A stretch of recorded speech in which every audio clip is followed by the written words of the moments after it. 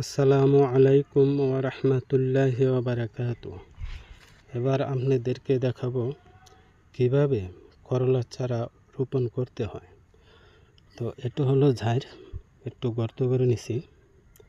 এই ঝাড়ের ভেতরে আপনারা গরুর যে গোবর আছে, শুকনো গোবর, এই গোবরগুলো ছিটিয়ে দেবেন।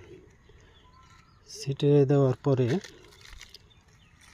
মাটি সহ একটু মিক্সড করে নেবেন, যেন পরিমাণের সংখ্যা বেশি না হয়, তাহলে গাছটা মারা যাবে। তো তারপরে আপনারা যে ময়লাগুলো আছে সেগুলো বেছে ফেলে দেবেন। তারপরে এই গাছটা এভাবে দিয়ে দেবেন। তারপরে মাটি দিয়ে গাছটা পুরোপুরি ঢেকে দেবেন। সকলকেই ধন্যবাদ।